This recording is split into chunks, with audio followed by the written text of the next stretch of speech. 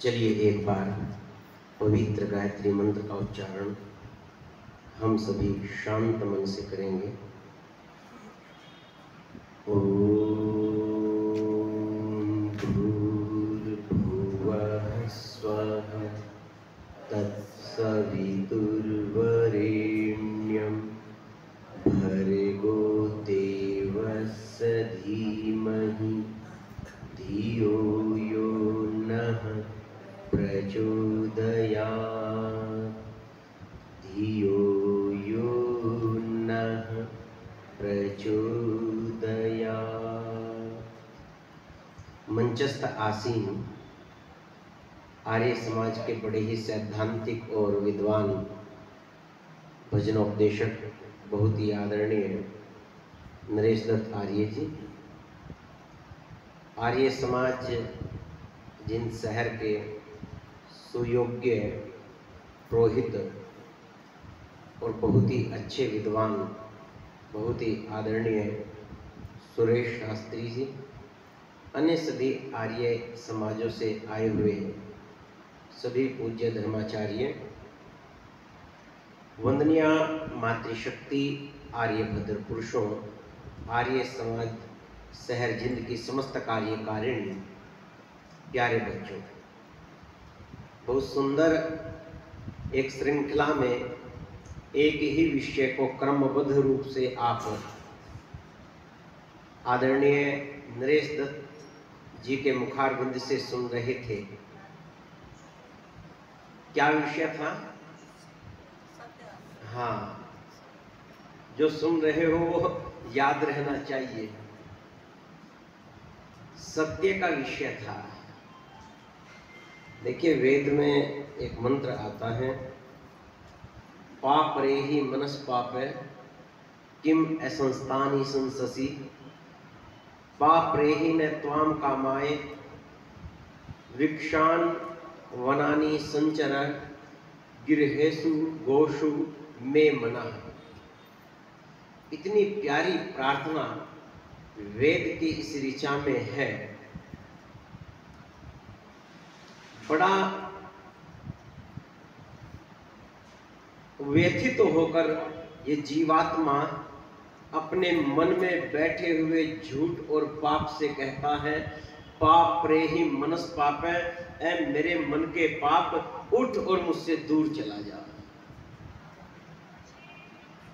पाप रेहि मनस पापे किम असंस्तानि संससि, जो अप्रशंसनीय बातों की प्रशंसा करता है। अब थोड़ा सा गहराई से समझेंगे। इतनी सुंदर एक व्यवस्था सौंपी है वेद ने पाप और पुण्य की। पाप की पहचान इतनी सुंदर सौंपी है। वेद कहता है कि पाप हमेशा जो प्रशंसा योग्य नहीं भी है उसकी प्रशंसा करेगा, झूठे को भी महात्मा सिद्ध कर देगा। ये मन का पाप होता है। और क्यों ऐसा करता है? लोभ पापस्य कारणम, लोभ पाप का कारण होता है। और लोभ से जनित पाप हर वह कार्य करवा सकता है आपसे जो आपकी आत्मा अंदर से स्वीकार नहीं करती। मैं इसको आगे आपको विस्तृत रूप से समझाऊं उससे पहले, अरे आप थोड़ा सा बैठ जाइए, ठीक है, आप दे लीजिए, कोई बात नहीं। किसी की बाइक रास्ते में खड़ी है बाहर, कृपया उसको हटा लें। थोड़ा व्यवधान आ रहा है, जिसकी भी है हटा लें वो रास्ते से। चलिए, एक सुप्रसिद्ध वाक्य है, आप सभी ने सुना है, जिसकी चर्चा अभी नरेश जी कर रहे थे, सत्यमेव जयते नानृतम। हमेशा सत्य की विजय होती है, असत्य की नहीं, झूठ की नहीं। अच्छा, ऐसी शंका आपको नहीं होती? रोज तो सत्य सरेआम चौराहे पर कत्ल कर दिया जाता है। रोज न्यायालयों में सत्य बुरी तरह हार जाता है और कभी कभी तो इतना टूट जाता है कि सत्यवादी आत्मदाह तक कर लेता है। तो ये जो वाक्य है सत्यमेव जयते, क्या ये पूर्णतः हमारी समझ में आ गया? संसार में घटित घटनाओं को देखोगे तो अंतःकरण विचलित हो जाएगा। आपको लगेगा नहीं, ऐसा भी नहीं है कि सत्य ही जीतता हो। संसार में तो असत्य भी जीतता हुआ दिखाई देता है। परिवार में भी जो चालाक और दुष्ट है, सत्यवादी उसके आगे चुप चुप रहता है, जुबान नहीं खोलता। इसको ऐसे समझिए, सत्य जीतता है। यह वेद और उपनिषद का वाक्य अपने आप में 100% सही है, परंतु वह कौन सा सत्य है जो जीतता है? एक व्यक्ति कह रहा है, अरे साहब बिना कोई गलत बात थोड़ी है, मैं तो खूब शराब पीता हूं। अच्छा बताओ, सत्य बोल रहा है या असत्य? बोल तो सत्य रहा है, क्या उसकी भी विजय होगी? याद रखना, सत्यमेव जयते से पहले सत्य को जानना उससे भी ज्यादा आवश्यक है। एक उदाहरण मैं आपको देता हूं। एक विद्यालय में एक बालक पढ़ता था। विद्यालय बहुत अच्छे स्तर का था। बालक उस विद्यालय के स्तर पर अपना प्रदर्शन नहीं कर पा रहा था। एक दिन उस विद्यालय के प्रधानाचार्य ने उस बालक को एक पत्र दिया, एक लेटर दिया और कहा कि बेटा इसको जाके अपनी मां को सौंप देना, अपनी मां को सौंप देना और कल से विद्यालय मत आना। भोला बालक असमंजस में कुछ विचारता सा अपने घर चला गया, मां के पास गया और मां से रुआसा सा मुंह बनाकर बोला, मां आज प्रधानाचार्य जी ने ये पत्र दिया है और कहा है कि कल से विद्यालय मत आना। उस मां ने वो पत्र पढ़ा। पत्र पढ़ा तो उसमें लिखा था कि आपके बच्चे की बुद्धि अर्धविकसित है।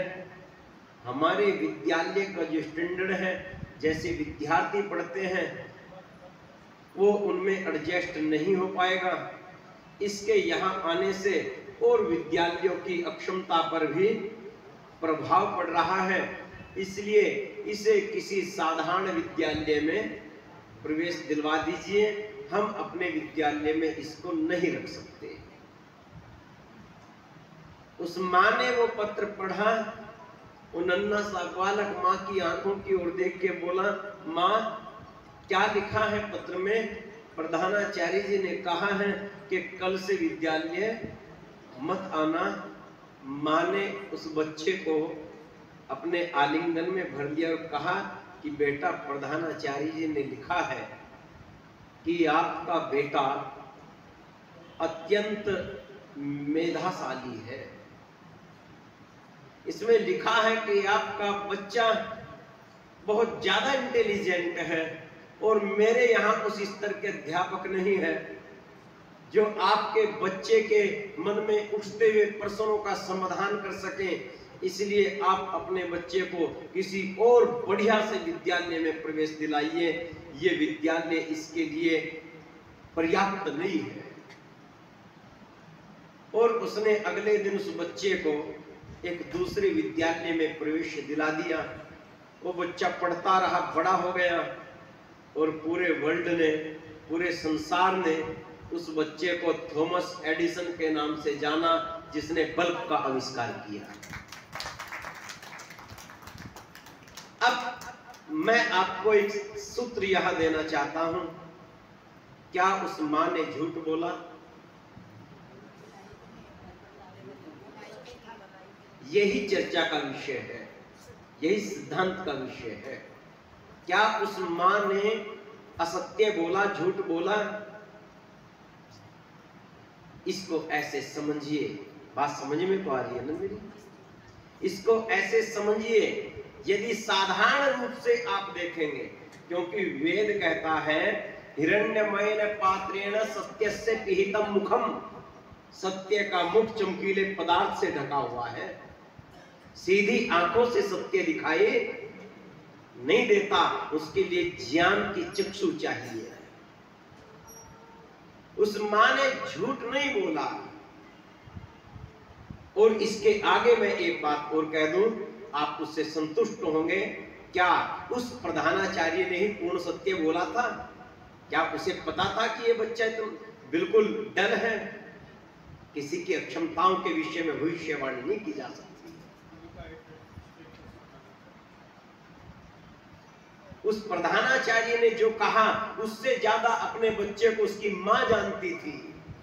मां ने समझा कि वो प्रधानाचार्य अध्यापक मेरे इस बच्चे को समझने में भूल कर गए हैं। और आगे की कथा कहती है, जब थॉमस एडिसन ने बल्ब का आविष्कार किया, बहुत सारी बार वो असफल रहा, फिर उसने सफलता को प्राप्त किया। तब तक मां जा चुकी थी, मां संसार छोड़ चुकी थी। थॉमस एडिसन के पास बधाइयों का तांता लग गया, चारों तरफ से उसकी प्रशंसा हो रही है। उस समय उसे मां की याद आई और थॉमस एडिसन अपनी जीवनी में लिखता है, मैं घर आकर मां के पुराने बॉक्स को, पुराने बक्से को खोलकर देखने लगा, मां के चित्र आदि, तो उसमें वो लेटर दिखाई दिया जो 25 साल पहले, 30 साल पहले मां को मेरे प्रधानाचार्य ने सौंपा होगा। मैं अचानक अनायास वो पत्र उठा के देखने लगा, तो पत्र उठा के एक एक अक्षर पढ़ता गया और मेरी आंखों से अश्रु झरते गए। मैं अपनी मां के चरणों में, पूजित मां के चरणों में नमन हो करता गया, झुकता चला गया। मेरी मां तो वास्तविकता में बड़ी मां थी। इसलिए मैं कह रहा हूं, इसको और समझिए और थोड़ा सा इसको स्पष्ट रूप से समझ लीजिए। सत्यमेव जयते, सत्य जीतता है, परंतु सत्य को जीताने से, सत्य जीत तो सत्य को जानने के लिए पुरुषार्थ की आवश्यकता है। एक उदाहरण मैं और देता हूं आपसे। अभी एक नगर में मेरा कार्यक्रम था, उस आर्य समाज के एक सदस्य मुझे अपने कार में बैठाकर घुमाने के लिए लेके गए। उनके डेयरी फार्म है 2 और उन्होंने अपने डेयरी फार्म मुझे अच्छे से दिखाए। दोनों डेयरी फार्म में उन्होंने मैनेजर रखे हुए हैं, उनके और भी कार्य हैं, एक फैक्ट्री भी उनकी है, वो वहां देखते हैं। दोनों डेयरी फार्म में हम गए तो मैं उस डेयरी फार्म के मालिक बोले, आचार्य जी आप ये बताना, ये जो मेरा मैनेजर है ये कैसा व्यक्ति है? मैंने कहा आप ज्यादा जानते होंगे, मैं थोड़ी देर में क्या जानूंगा। उसने कहा नहीं फिर भी आप बताना। उस मैनेजर से बातचीत हुई, उसका थोड़ा हिसाब किताब करने का तरीका मैंने देखा और बाहर आके मैंने बोला, मैंने ज्यादा तो आप जानते होंगे, परंतु ये व्यक्ति मुझे ईमानदार लगता है, सच्चा लगता है। उसने कहा आचार्य जी आप बिल्कुल 100% सही कह रहे हैं, ये मैनेजर जो मेरा है बहुत ईमानदार व्यक्ति है, एक माचिस भी खरीदता है तो उसका भी हिसाब रखता है। फिर दूसरी डायरी में हम गए, दूसरी डेयरी में भी मैनेजर से मिले। वो नौजवान था, वे तो बेचारे बुजुर्ग से थे। उसने कहा कि अच्छा इसके बारे में भी आप अपनी टिप्पणी देना। उसके कार्यशैली को देखा, उसके हिसाब किताब को, बातचीत करने के उसके ढंग को देखा। बाहर निकलते ही मैंने बोला ये एक नंबर का चालाक आदमी है। उसने कहा आचार्य जी आप बिल्कुल 100% सही कह रहे हो, ये भ्रष्ट भी है, चालाकी नहीं है। ये 2 रुपए का सामान लाता है तो 4 का लिख देता है, ये भ्रष्ट है। अब आचार्य जी मुझे बात बताओ। मैंने कहा क्या पूछना है? कहता है कि एक बात बताओ, जो मेरा पुराने वाला जहां से हम आए हैं अभी, वो जो मैनेजर है वो सच्चा तो है, परंतु पूरे साल में वो मुझे मुश्किल से 1 लाख रुपए बचा के देता है और मेरी डायरी निरंतर घाटे की ओर चलती जा रही है। अब तो मैं उसको बंद करने की सोच रहा हूं। ये जो बेईमान बैठा है अंदर, ये इतना पुरुषार्थी व्यक्ति है, ये जानता है कि अगर मैं 2 लाख रुपए कमाऊंगा तो तभी ज्यादा से ज्यादा मैं भी, और अपने लालच में इतना पुरुषार्थ करता है कि ये 1 साल में मुझे 4 लाख 5 लाख रुपए कमा के दे रहा है और मेरी डायरी निरंतर बढ़ती जा रही है। अच्छा अब ये बताओ मैं किसे रखूं और किसे निकालूं? मेरी बात समझ रहे हो आप? ये जो वेद कहता है कि सत्य में जयते, सत्य जीतता है, वो सत्य क्या है? वही वेद ये भी तो कहता है पुरुषार्थ जीतता है। हाथ पर हाथ रखकर बैठकर सत्य के भाषण देने वाला कभी नहीं जीतता। हम में और ऋषि दयानंद में इतना ही अंतर है। हम भी यहां से सत्य कह रहे हैं, आप भी सत्य कह रहे हैं। ऋषि दयानंद के सत्य के पीछे घोर पुरुषार्थ है, तब सत्य विजयी होता है।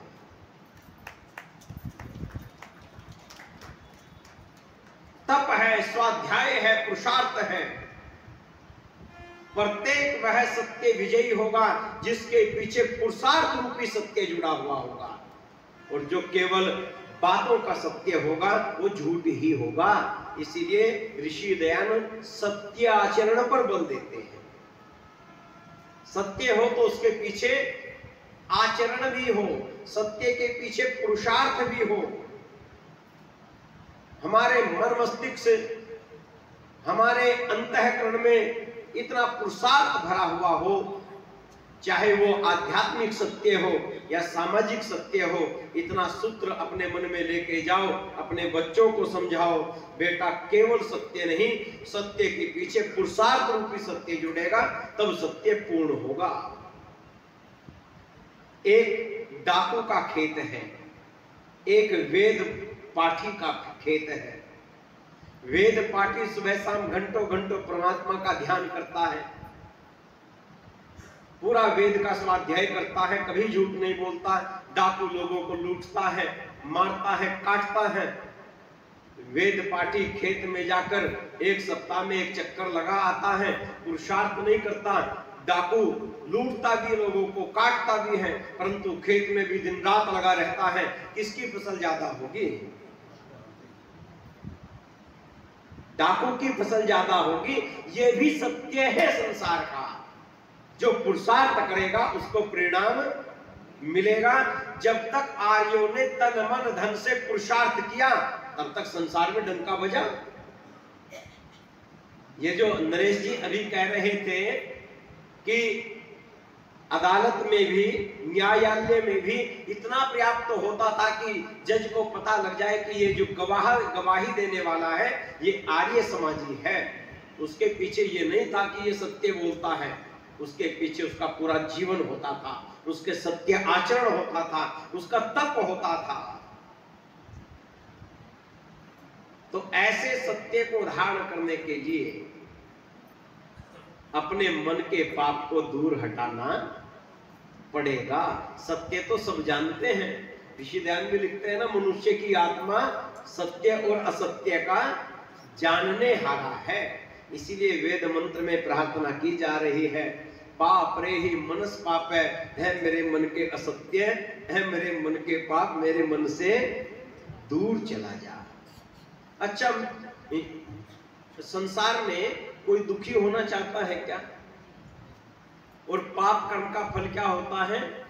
दुख होता है, सब सुखी होना चाहते हैं। पुण्य कर्म का फल क्या होता है? सुख होता है। फिर भी लोग झूठ बोलते क्यों हैं? पाप करते क्यों हैं? जघन्य अपराध कर क्यों जाते हैं? क्यों ये वेद मंत्र कह रहा है मेरे मन के पाप तू मुझसे दूर चला जा, मुझे विनिष्ट कर दिया तूने। महाभारत के अंदर श्री कृष्ण युद्ध बच जाए ना हो, युद्ध ना हो, इस संसार का विनाश, अनेक प्रयत्न कर रहे हैं श्री कृष्ण।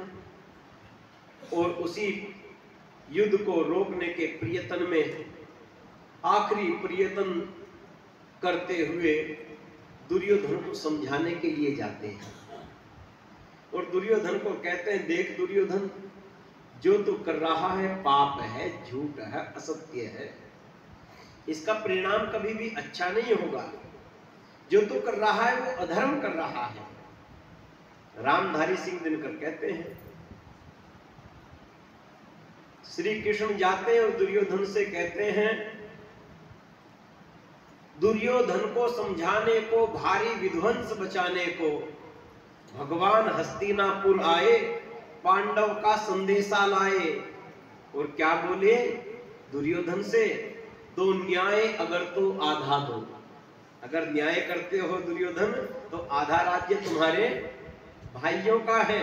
दो न्याय अगर तो आधा दो, पर यदि इसमें कुछ बाधा हो दे दो केवल 5 ग्राम, रखो अपनी भूमि तमाम, हम वहीं सुख से बस जाएंगे, अपनों पर असी ना उठाएंगे। असी तलवार को कहते हैं। अपनों पर असी ना उठाएंगे। दुर्योधन वह भी दे न सका, आशीष समाज का ले न सका, उल्टा हरि को बांधने चला, जो था असाध्य साधने चला। डगमग डगमग दिग्गज डोले, कृष्ण कुपित होकर बोले। डगमग डगमग दिग्गज डोले, कृष्ण कुपित होकर बोले, जो सूने को साध न सकता है वो मुझे बांध कब सकता है। जो सूने को साध न सकता है वो मुझे बांध कब सकता है। आए दुर्योधन को समझाने के लिए कि तू अधर्म पर है। और दुर्योधन कहता है, केशव तुम मुझे ये बताने के लिए आए हो कि मैं अधर्म पर हूं। अब मैं जो आपको समझाना चाह रहा हूं उसे गंभीरता से सुनना। दुर्योधन कह रहा है, जानामि अहम अधर्मम, जानामि अहम धर्मम, जानामि अहम अधर्मम,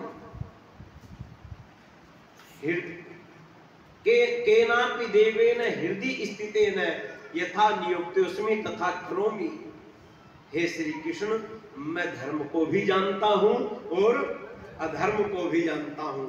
और कमाल की बात यह है केशव, मैं ये भी जानता हूं कि मैं अधर्म के मार्ग पर हूं। कमाल की कथा सुनना।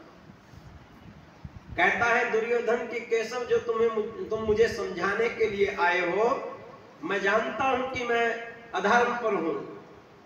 मैं पूरे धर्म को भी जानता हूं, पूरे अधर्म को भी जानता हूं। ये भी जानता हूं कि मैं अधर्म पर हूं, परंतु कोई और अंदर मेरे देवता बैठा हुआ है, कोई शक्ति बैठी हुई है जो मुझे जबरदस्ती पाप के मार्ग पर धकेले जा रही है।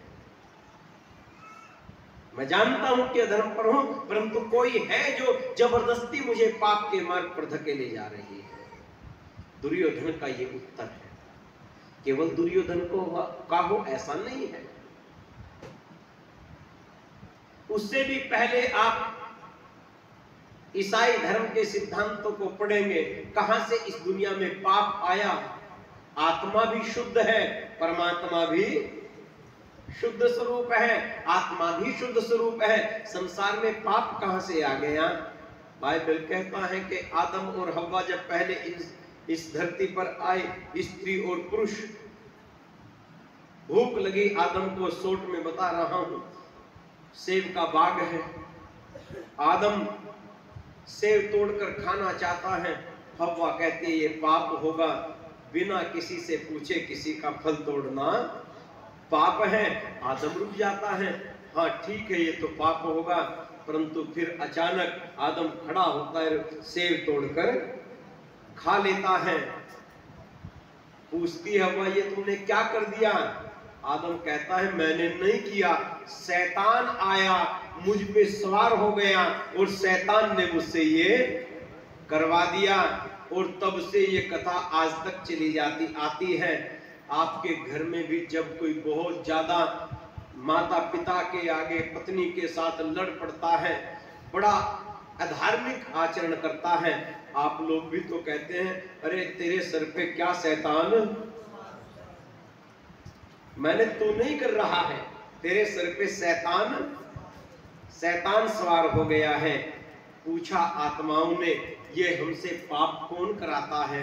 हम तो सुखी होना चाहते हैं, धर्म का मूल सुख है, धर्म करने से सुख होगा, हम पाप करना नहीं चाहते, कौन पाप कराता है? तो पहला उत्तर आया, भाई मनुष्य पाप नहीं करता, शैतान आकर उससे पाप करा देता है। फिर एक प्रश्न खड़ा हो गया, यदि शैतान हमसे पाप कराता है, अच्छा बताओ जो कार्य करता है उसको फल मिलना चाहिए ना? तलवार से मैंने किसी की गर्दन काट दी, मुकदमा तलवार पर चले गया, मुझ पर चलेगा। अगर शैतान ने हमसे पाप करवाया है तो फल किसको भोगना चाहिए? और फल कौन भोग रहे हैं?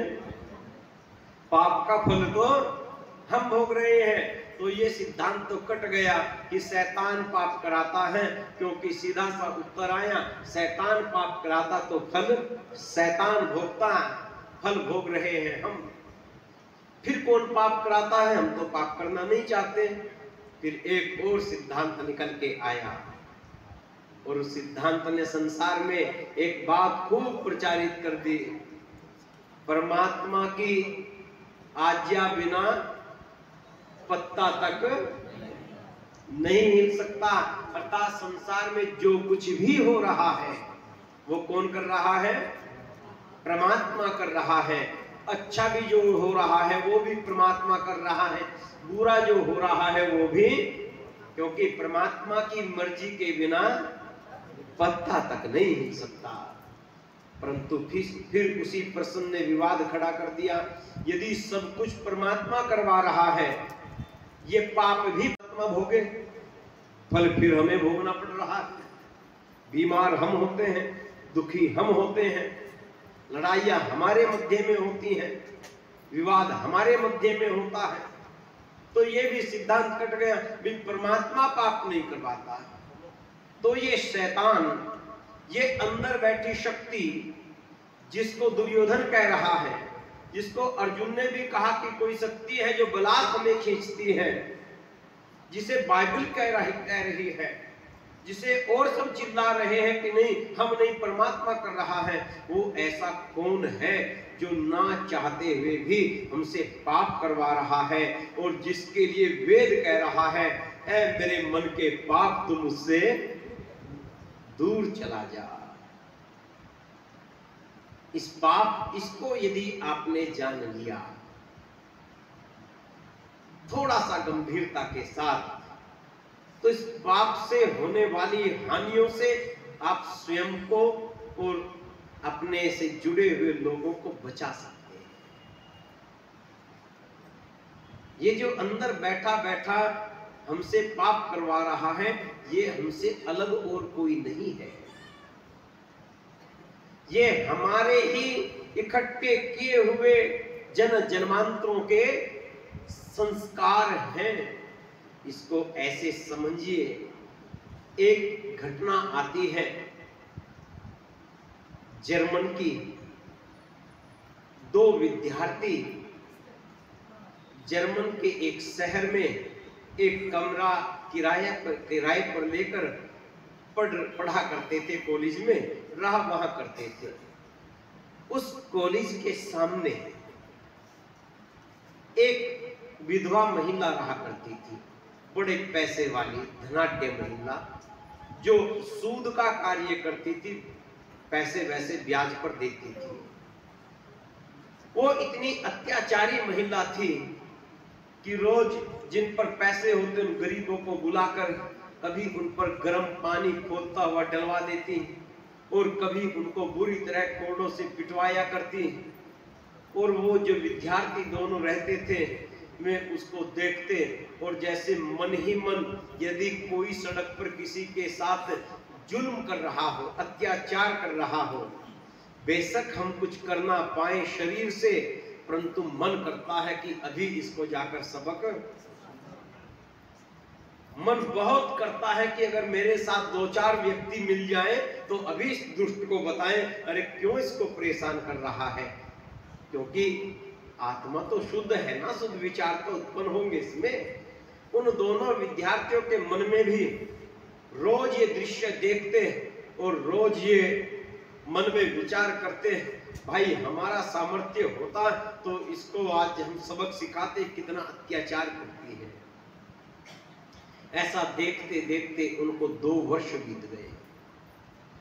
2 वर्ष बीतने के बाद एक दिन किसी सामान लेने के लिए दोनों विद्यार्थी उस बुढ़िया, उस विधवा के घर में गए और वो घटना कहती है, उस बुढ़िया ने उनका स्वागत किया, बैठाया।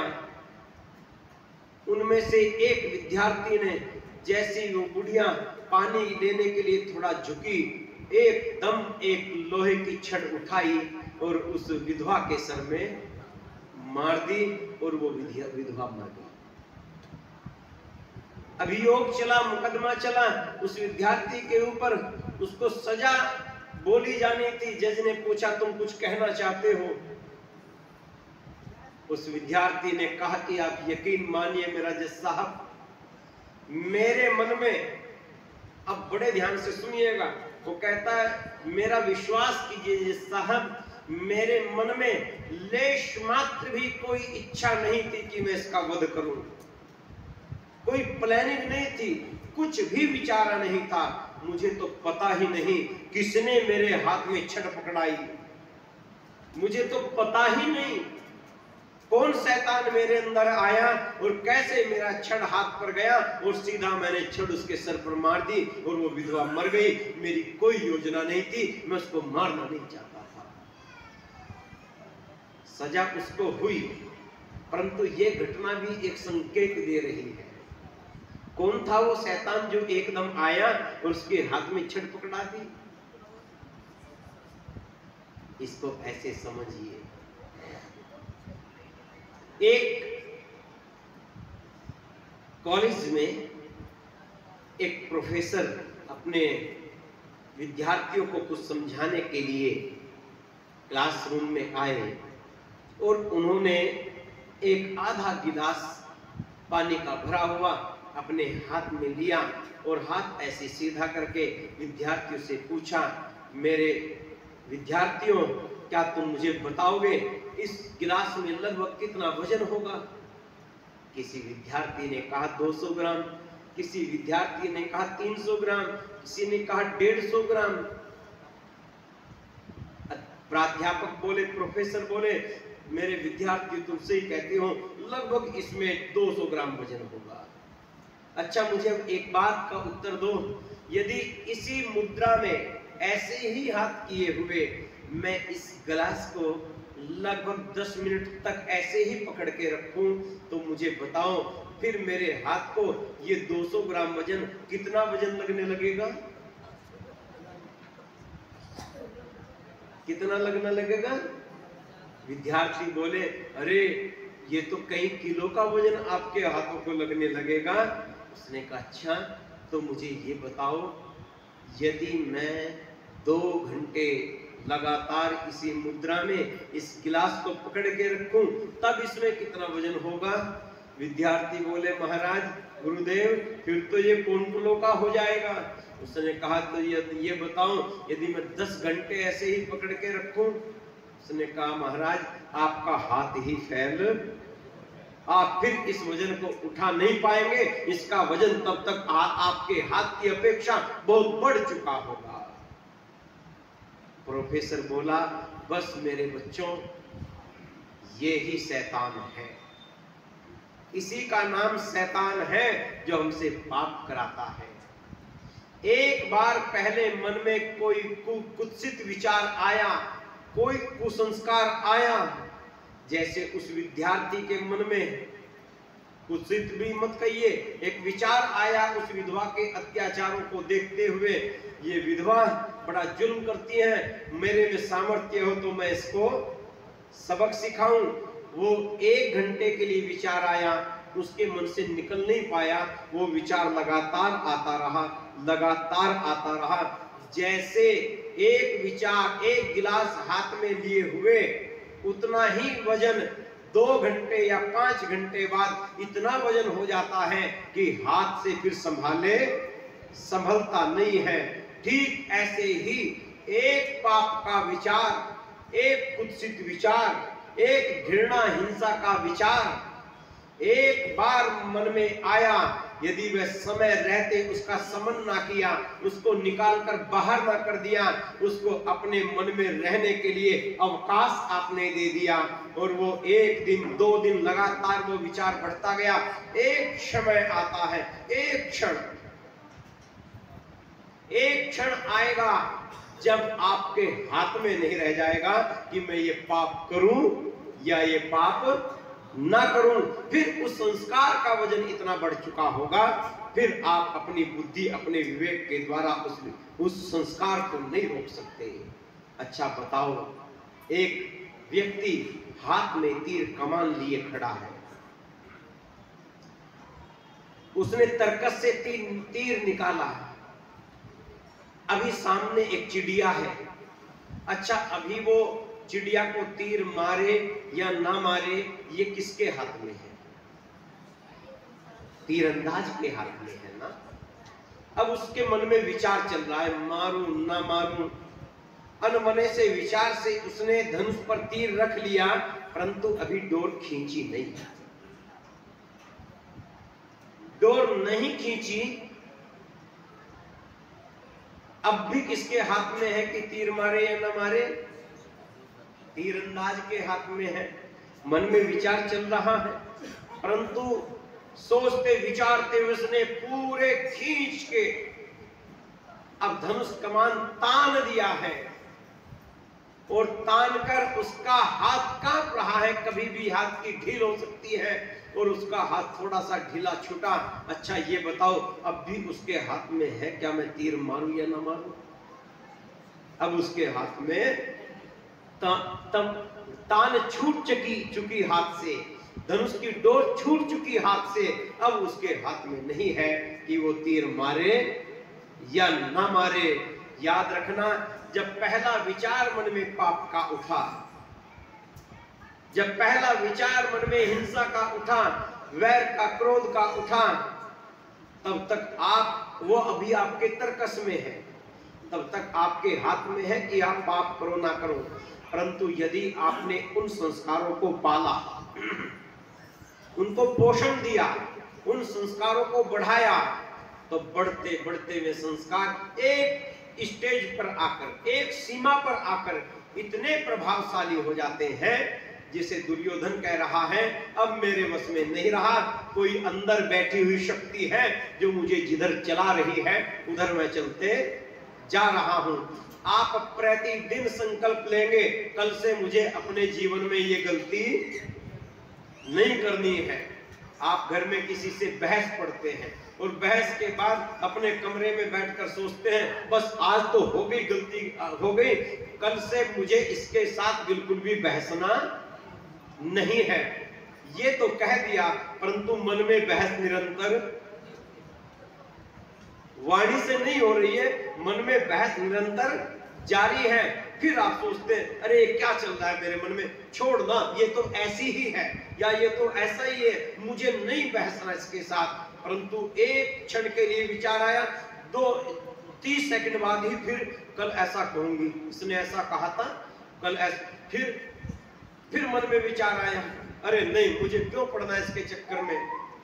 1 सेकंड के लिए विचार आया, फिर 30 सेकंड बाद फिर विचार उठा, आपने किसी को फोन मिला लिया, आज फिर ये मेरे साथ बहसी है, आपके पास किया इसने फोन, ये ऐसी है, इसने मुझे ये कह दिया। विचार चलता रहा। आप प्रतिदिन संकल्प लेते रहोगे, प्रतिदिन बहसते रहोगे। आप प्रतिदिन विचार करते रहोगे, मुझे ये कार्य नहीं करना है, और प्रतिदिन उस कार्य को करते भी रहोगे।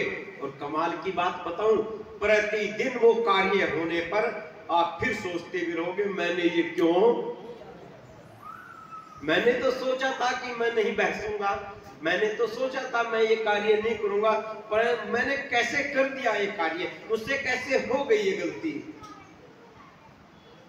आपसे गलती इसीलिए हुई कि क्योंकि आपने विचारों को आने का अवकाश दिया, और ये बढ़ते बढ़ते विचार शैतान का रूप ले लेते हैं।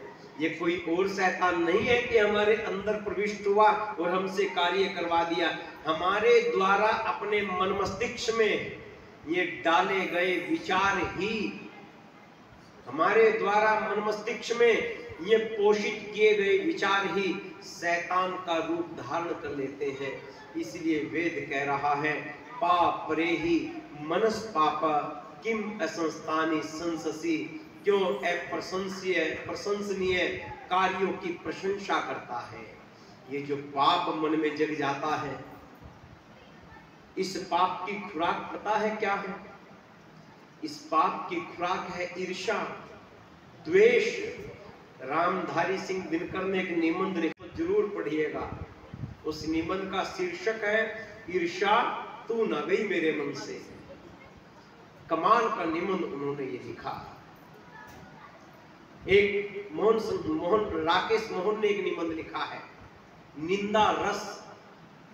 इतनी कमाल की विवेचना वैदिक दर्शन के आधार पर की गई है। तो इस शैतान की खुराक है ये, और जब तक ये शैतान अंदर रहेगा, जब तक ये पाप मन से दूर नहीं होगा, तब तक आप संसाधन जुटा सकते हैं, सुखी नहीं हो सकते। क्योंकि विदुर एक बात कहते हैं,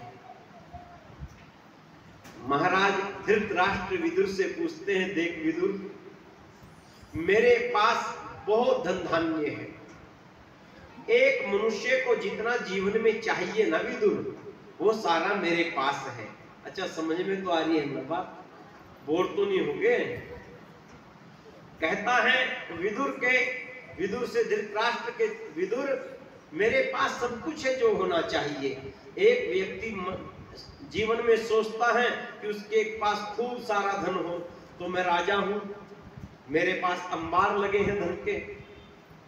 फिर व्यक्ति सोचता है कि उसका परिवार बस जाए, संतानें हो, तो मेरे पास संतानों की भी कोई कमी एक दो नहीं है। फिर कहता है कि वो सोचता है उसके नौकर चाकर हो, उसका सम्मान हो, तो विदुर मेरे पास ये भी सब कुछ है, धन है, राजा हूं मैं, संतानें हैं, पतिव्रता पत्नी है, सब कुछ मेरे पास है। फिर भी विदुर में बड़ा दुखी रहता हूं, अंदर से खाली खाली रहता हूं मैं। ये मेरे दुख, ये मेरे खालीपन का कारण बता विदुर। तो बहुत विद्वान व्यक्ति है। विदुर कहता है, देखो राजा, मैं नहीं बता सकता कि आप क्यों दुखी हैं, मैं ये भी नहीं बता सकता कि आप अंदर से खाली खाली क्यों हैं। हाँ, मैं ये बता सकता हूं, संसार में 4 वस्तुएं हैं। अब सुन लेना ध्यान से। विदुर कहता है संसार में 4 वस्तुएं हैं जिनको कभी भरा नहीं जा सकता। कौन कौन सी वस्तुएं हैं? विदुर कहता है, राजन, अग्नि संसार की पहली वस्तु है जिसकी उपक्षुधा को, जिसकी भूख को समाप्त नहीं किया जा सकता, जिसको भरा नहीं जा सकता। अग्नि में आप कितना भी ईंधन डालते जाओ, जब तक ईंधन डालते जाओगे अग्नि उसको खाती चली जाएगी, कभी भी आप अग्नि की भूख को समाप्त नहीं कर सकते। राजा बोला, दूसरी वस्तु? विदुर बोला, राजा, दूसरी वस्तु इस संसार में समुद्र ऐसी है जिसको कभी भी भरा नहीं जा सकता। जब से सृष्टि बनी है, जब तक सृष्टि रहेगी, नदियां नाले समुद्र में पड़ते रहेंगे, समुद्र उनको पीता रहेगा, समुद्र को कभी भरा न जा सकेगा। राजन बड़े गंभीरता से धृतराष्ट्र पूछते हैं, विदुर, तीसरी वस्तु? विदुर कहते हैं, राजन, मौत, मृत्यु वो तीसरी वस्तु है जिसको कभी भरा नहीं जा सकता। ये मृत्यु हर क्षण हजारों का जीवन लील जाती है, हजारों के जीवन को खा जाती है और फिर भी भूखी की भूखी रहती है। इस मृत्यु को भरा नहीं जा सकता। और गंभीर होते हुए धृतराष्ट्र कहता है, विदुर चौथी वस्तु कौन सी है? विदुर कहते हैं, राजन चौथी वस्तु मनुष्य का असंतुष्ट मन है। मनुष्य के मन में उठी तृष्णा रूपी भूख है। मनुष्य के मन की तृष्णा को कभी भरा नहीं जा सकता। राजन राज्य है तुम्हारे पास, संतानें, धन धान्य सब कुछ है, परंतु तुम्हारे मन की तृष्णा तुम्हें सब कुछ होते हुए भी खाली खाली रखेगी। इसको भरा नहीं जा सकता। विदुर की बात को सुनकर बड़े उद्विग्न होते हुए धृतराष्ट्र कहते हैं, अच्छा तो ये बता मेरे दुखी होने का क्या कारण है? अब समझिए, जिसकी मैं चर्चा कर रहा था, वो जो कुसंस्कारों का, वो जो पाप का शैतान अंदर बैठा है। विदुर कहते हैं, राजन ईर्षु घृणी न संतुष्टः क्रोधनो नित्य शंकितः पर भोग्योपजीवी भी षड एते नित्य दुखिता। हे राजन, ये 6 संसार में ऐसे हैं जो नित्य दुखी हैं, ये कभी सुखी नहीं हो सकते। इनको सुखी किया ही नहीं जा सकता। जब तक इनके मन में ये चीजें रहेंगी, इनके जीवन में ये चीजें रहेंगी, भगवान भी इनको सुखी नहीं कर सकता। कौन कौन सी? विदुर कहते हैं, ईर्षु, जिसके मन में ईर्षा ने जन्म ले लिया है, उसको कोई सुखी नहीं कर सकता। आपका घर, एक व्यक्ति ने बड़ा सुंदर घर बनाया और वो अपने घर को बड़ा देखकर बड़ा प्रसन्नचित्त हो रहा है।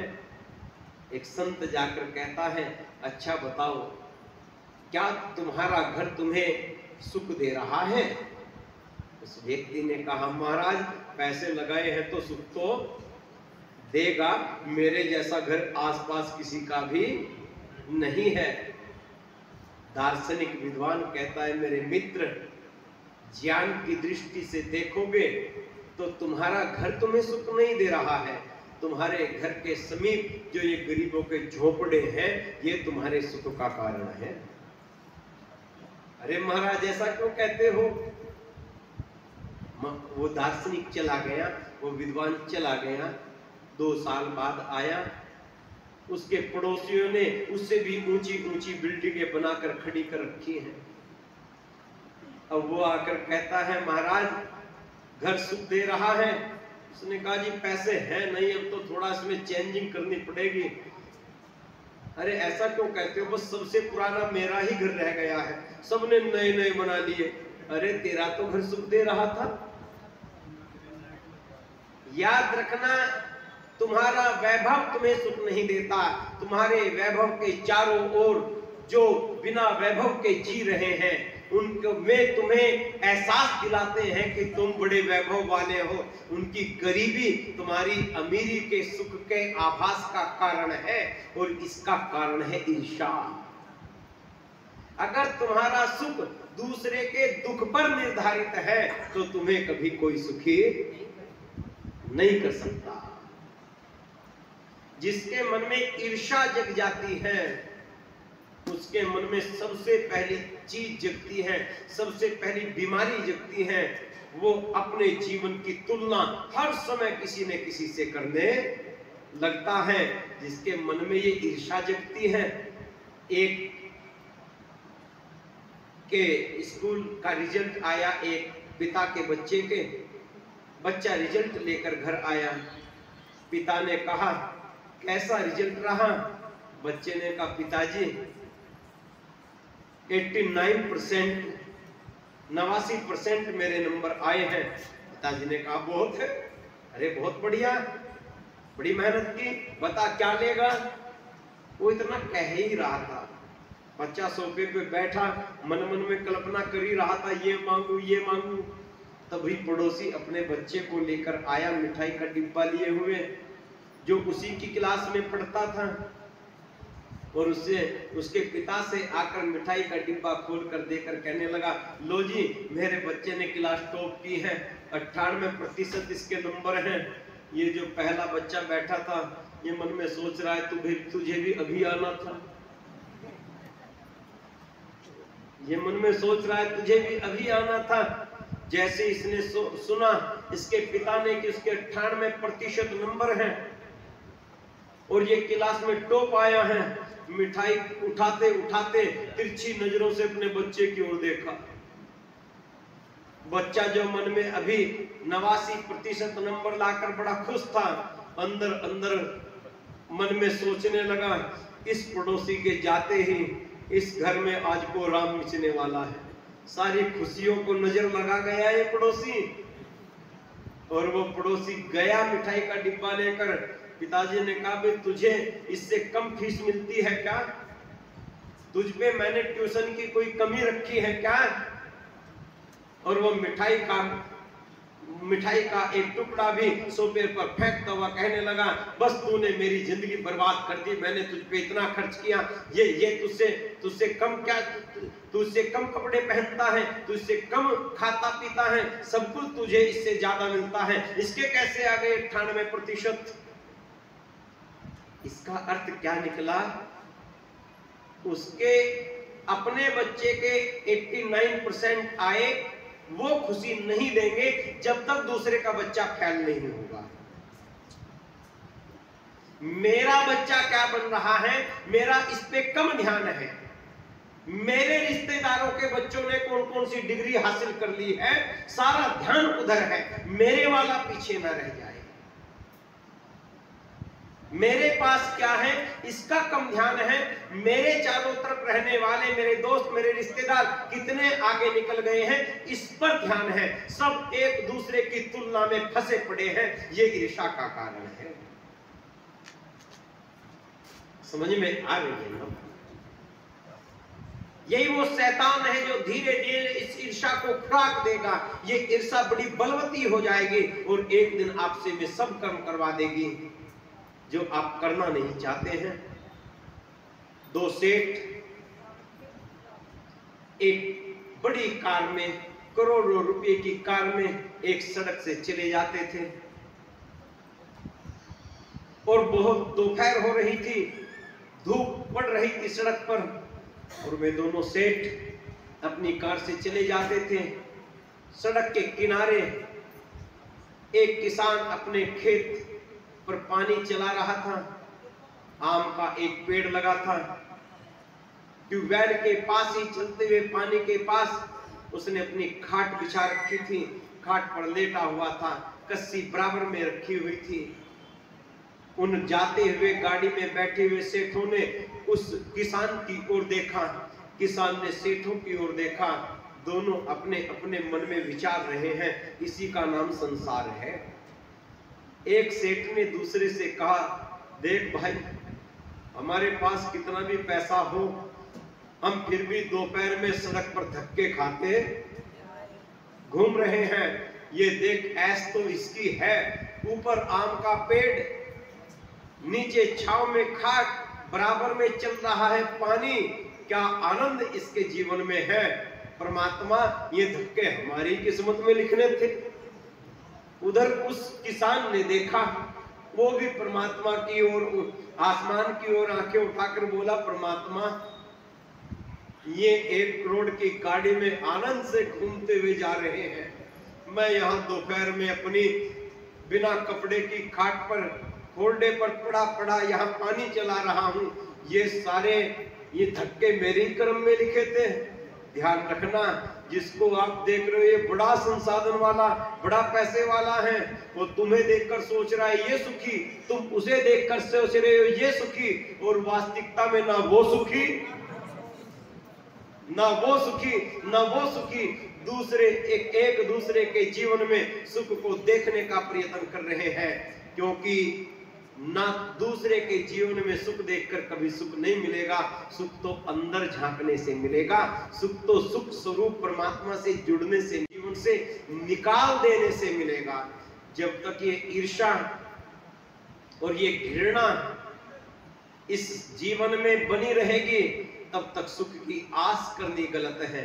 एक उदाहरण और मैं तुम्हें देता चलूं।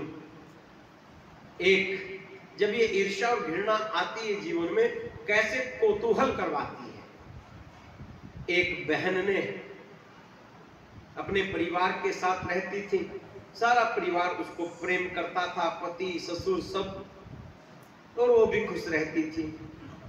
एक दिन सुबह सुबह पड़ोसन ने आवाज लगाई, करवा चौथ के दिन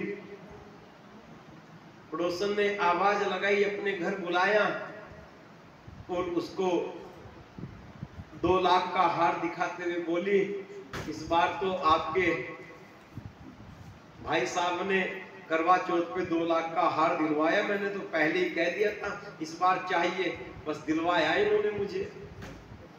अब भी उसके परिवार के सदस्य उस बहन से वैसा ही प्रेम करते हैं, कुछ घटा नहीं है, कुछ कम नहीं हुआ है, वैसे ही सारा परिवार है। परंतु जैसी पड़ोसन का हार देखकर ये अपने घर आ रही है, इसका चेहरा उतरा हुआ है, मुख पर सुख की जगह दुख की कालिमा छा गई है, मन में तरह तरह के विचार चल रहे हैं। आकर पति ने पूछा, क्या हुआ? उसने कहा, कुछ नहीं। अरे कुछ तो हुआ होगा, रहने दो, तुम्हारे बस की बात, रहने दो, तुम्हारे बस की बात नहीं है। अरे बताओ तो सही, ऐसा क्यों? त्योहार है पर घर में, तुम ऐसे दुखी क्यों हो रही हो? कर दो सुखी, दिलवा दो, 2 लाख का हार दिलवाया है उसने तो, तुम दिलवा दो। पति ने कहा, अरे उसने दिलवा दिया, उसका सामर्थ्य है, तो मैं तुमसे कुछ कह तो नहीं रही थी, तुमने पूछा क्यों मुझसे?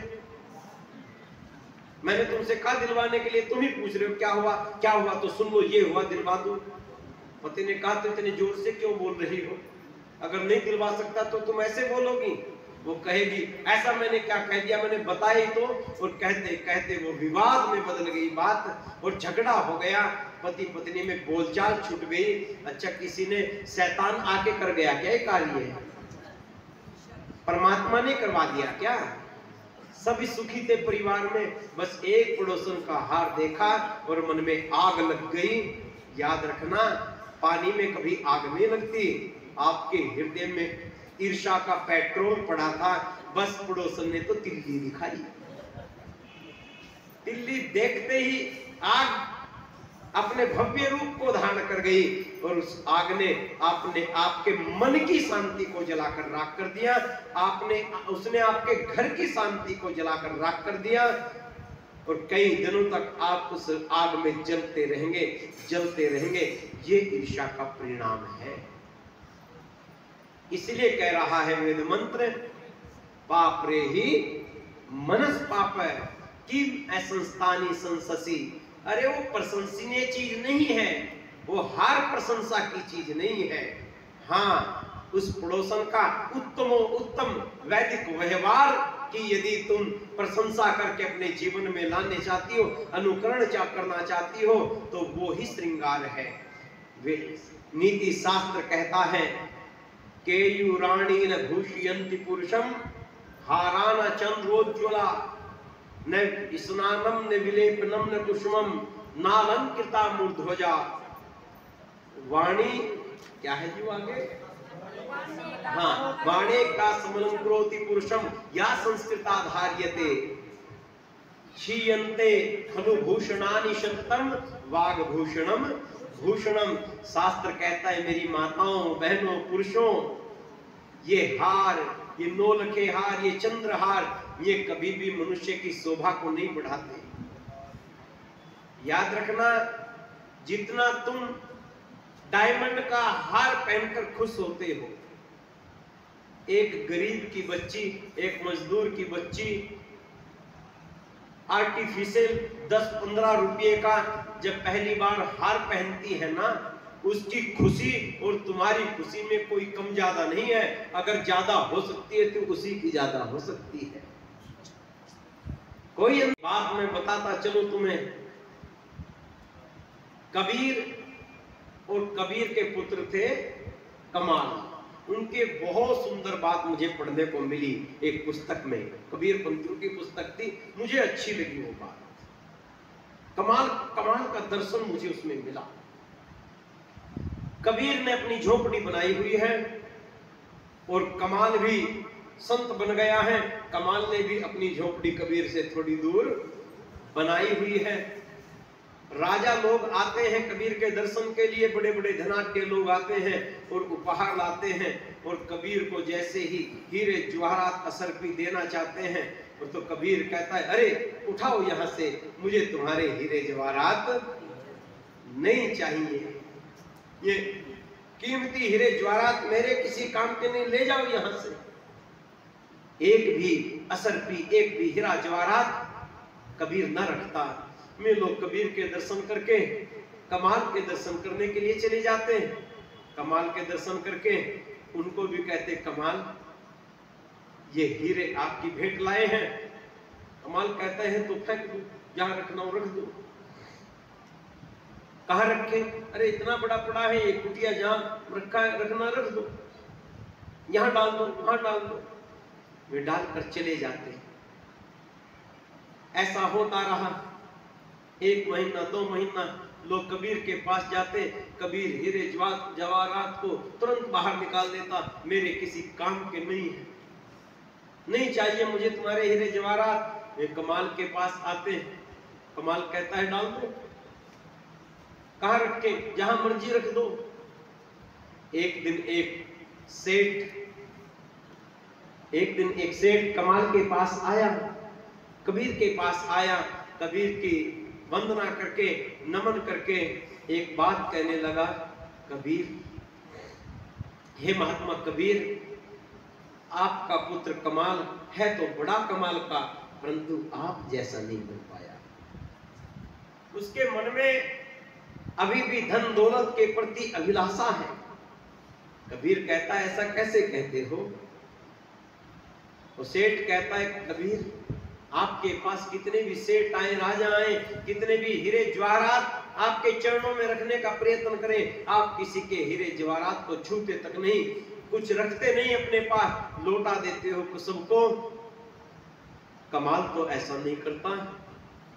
कमाल तो कल ही कमाल को मैं हीरे देकर आया। कमाल ने कहा, रख दो। कबीर ने कहा, ऐसा है कमाल, चलो अभी मेरे साथ कमाल के पास।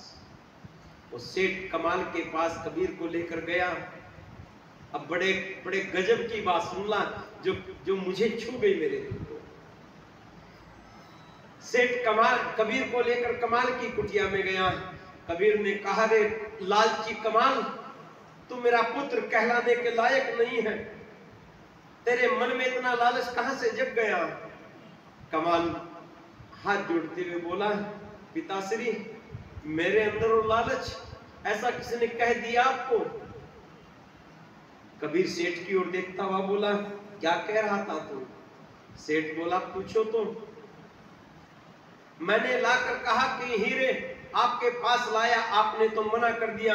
मैंने इसके पास लाया हीरे, मैंने कहा ये लीजिए हीरे आपकी भेंट, और ये कहता है रख दो। अगर लालच ना होता तो क्यों रखवाता? कमाल बोला, आप आए थे मेरे पास हीरे लेकर? उसने कहा, कल ही तो आया था। क्या कहा था मैंने? आपने कहा था फेंक दो जहां फेंकने हैं। कहां फेंके थे? अरे पिछले महीने भी आया था, यही तो फेंके थे इस कोने में। देखो तो जरा, में सारे हीरे वही कोने में पड़े हुए हैं। कबीर बोला, अरे कमाल, तूने लिए ही क्यों? अब कमाल एक बात कहता है, पिताजी, आज मुझे संदेह है, क्या आप मेरे पिता कबीर ही हैं? अरे ऐसा क्यों कह रहा है?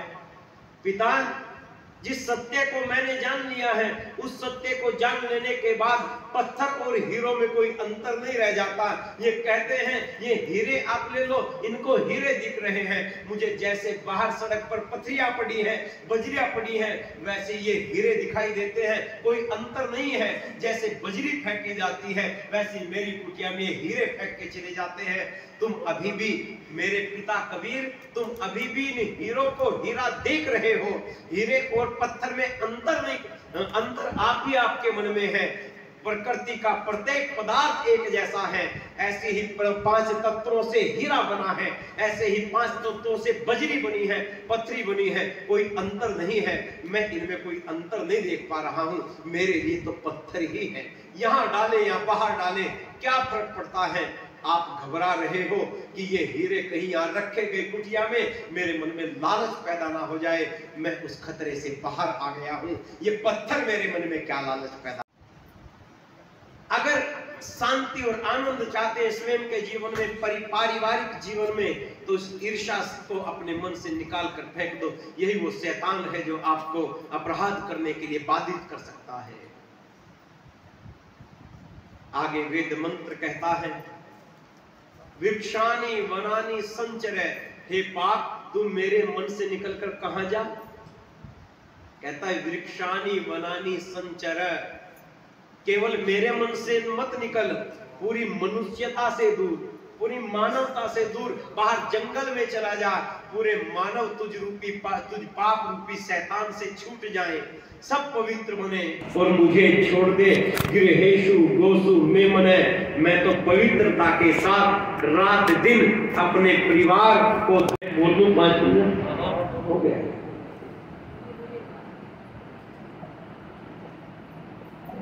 विदुर कहते हैं जो हमेशा असंतुष्ट रहता है वो भी दुखी रहेगा, चाहे उसके पास कितना भी धन क्यों ना आ जाए। यदि धन को उचित मात्रा में या पर्याप्त मात्रा में प्राप्त कर लेने पर संतुष्टि होती तो संसार की अनेक घटनाएं तुम्हें बता रही है। उत्तर प्रदेश के पोंटी चड्ढा का परिवार आपने पढ़ा हो, अरबोपति, दोनों भाई अरबोपति, खनन माफिया वो थे।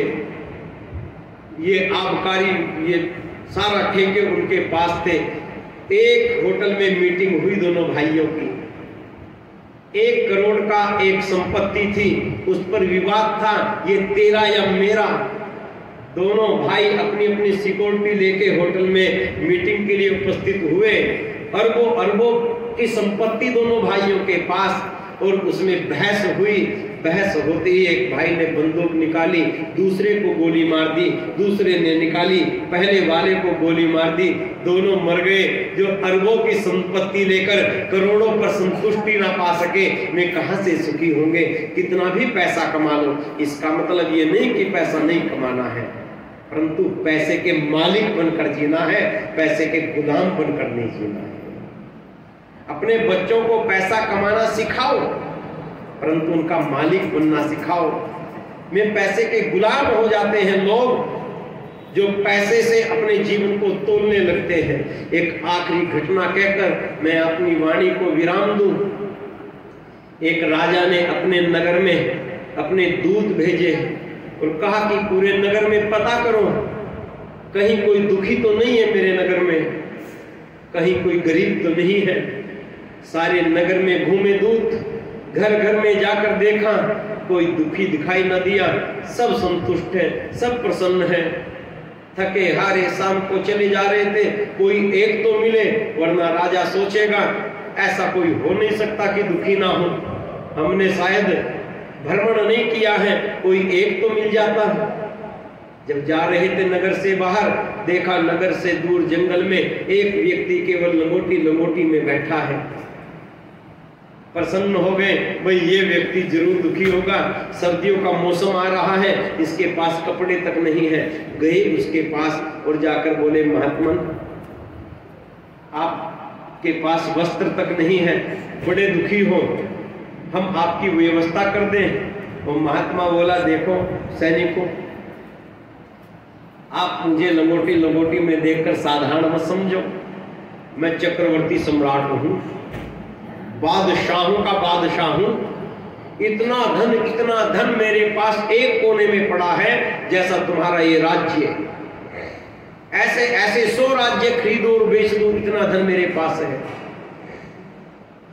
मैं दौड़े दौड़े गए राजा के पास। राजा ने पूछा कोई दुखी है?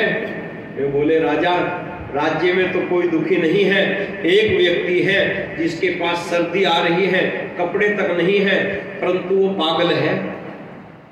क्यों, क्या हुआ? अरे वो जंगल में बैठा है, हमने कहा जाके अरे भाई तुझे कपड़े ला दे, वो कहता है मैं बहुत बड़ा सम्राट हूं और तुम्हारे राजा के पास जितना धन है इतना तो एक कोने में पड़ा है, ऐसे ऐसे 100 राज्य खरीदू बेच दूं, इतना पैसा है। राजा ने कहा वो कोई विद्वान महात्मा है, तुमने उचित उसकी सेवा नहीं की, तुम जाओ, ये इतने वस्त्र इतनी असरफियां ये सब उसके चरणों में भेंट करके आओ। सैनिक लेके गए असरफियां और बहुत सारे वस्त्र और बोले राजा से गलती हो गई, आपको पहचानने में भूल हो गई, आप तो बड़े महात्मा हैं, ये स्वीकार करें। महात्मा हंसते हुए बोला भाई तुम मेरी बात को गलत समझ रहे हो, मैं झूठ नहीं बोल रहा हूं, मैं वास्तविकता में चक्रवर्ती सम्राट हूं, बादशाहों का बादशाह, बहुत पैसा मेरे पास है, ये तुम क्या लाए हो? जितना तुम्हारा राज्य है इतना तो एक कोने में पड़ा है, मेरा विश्वास तो करो। सैनिक वापिस चले गए। फिर राजा से बोले राजा वो तो अब भी ऐसा ही कहता है कि ये तो कुछ भी नहीं तुम्हारा राज्य, ऐसे ऐसे तो कोने में पड़े हैं। राजा अपने आप इस बार बहुत सारी भेंट लेकर पहुंचा और बोला महात्मन मैं समझ गया आपकी बात, गलती हो गई मुझसे, आपके जैसे महात्मा की सेवा में स्वयं उपस्थित होना चाहिए था मुझे, मैंने सैनिक भेज दिए, अब आया हूं चरणों में, भेंट स्वीकार करो। महात्मा बोले राजा तुम भी सैनिकों की तरह विश्वास नहीं कर रहे हो, मेरा विश्वास करो, मैं बहुत बड़ा धनाढ्य हूं, मैं ऐसे ही बैठा हूं आपके राज्य में, अन्यथा चक्रवर्ती सम्राट हूं, बादशाहों का बादशाह हूं, बहुत अनंत पैसा है, ऐसे ऐसे राज्य हजारों खरीद लूं। राजा बोला महात्मा सच बताओ, आप झूठ तो नहीं बोल रहे? अरे झूठ क्यों बोलूंगा, बहुत पैसा है। अच्छा इतना है तो थोड़ा मुझे दे दो, इतना ज्यादा है तो मुझे दे दो। महात्मा बोला राजा ये तेरी बात सही है, तेरी ये बात बिल्कुल सही है, रात के 12 बजे आ जाना, मैं समाधि में बैठा मिलूंगा, आंखें खोलूंगा, मांग लेना, इतना दे दूंगा, ऐसे ऐसे 10 राज्य बना लेना।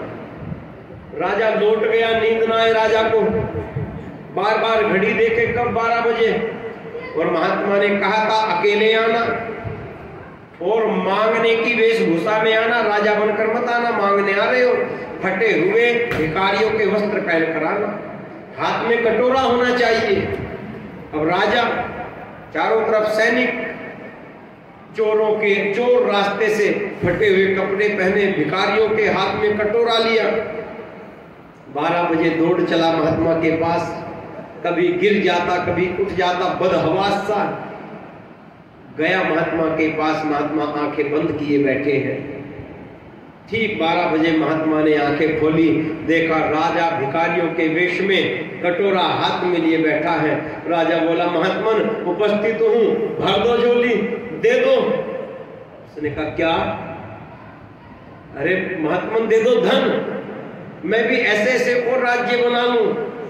महात्मा बोले राजा तू पागल है, मेरे पास अपने पास एक लंगोटी के सिवा कुछ नहीं, मैं तुझे कहां से दूं भले आदमी।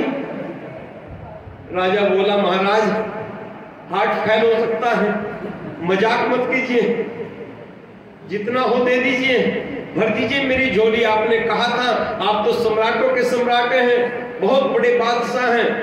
महात्मा बोला सो तो मैं हूं, बादशाहों का बादशाह तो मैं हूं। उसने कहा तो दे दो धन। उसने कहा फूटी कोड़ी भी नहीं मेरे पास, तो महाराज मैं कहां से धन दूं तुझे।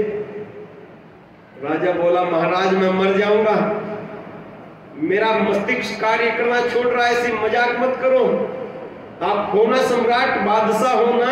महात्मा बोला बादशाह तो मैं हूं, फिर भर दो झोली। उसने कहा फिर वही बात, बेर खा के जंगली गुजारा कर रहा हूं, रोटी तक के लाले हैं, मैं तुझे कहां से दूं, नहीं है मेरे पास कुछ। राजा तमतमा गया, राजा का चेहरा, और बोला फिर झूठ क्यों बोले, क्यों कहा कि तुम बादशाह हो। अब महात्मा बड़े पते की बात कहता है, राजा बादशाह तो मैं हूं। कैसे हो तुम बादशाह, एक फूटी कोड़ी ना तुम्हारे पास।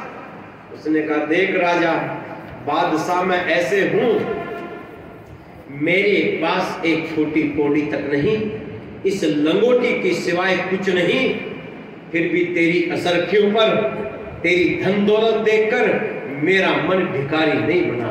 मैं अपनी लंगोटी में, अपने जंगली फलों में संतुष्ट हूं। और तू राजा भिखारी इसलिए है, इतना बड़ा राज्य का राजा होकर, इतना धन धान्य होकर भी तू असंतुष्ट है। जैसे ही तुझे पता लगा और मिल सकता है, तू राजा से भिखारी बनकर रात को 12 बजे मेरे सामने कटोरा लेकर खड़ा हो गया। राजा, तुझसे गरीब कौन होगा। और एक बात कहता है संत कहता है, देख राजा, चाहा गई चिंता मिटी, चाहा गई चिंता मिटी, मनवा बेपरवाह।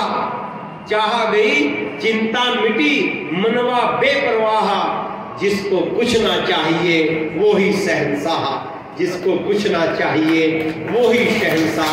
आप लोगों ने जद्दचित होकर सुना, आप सबों का बहुत धन्यवाद। इति ओम शांति।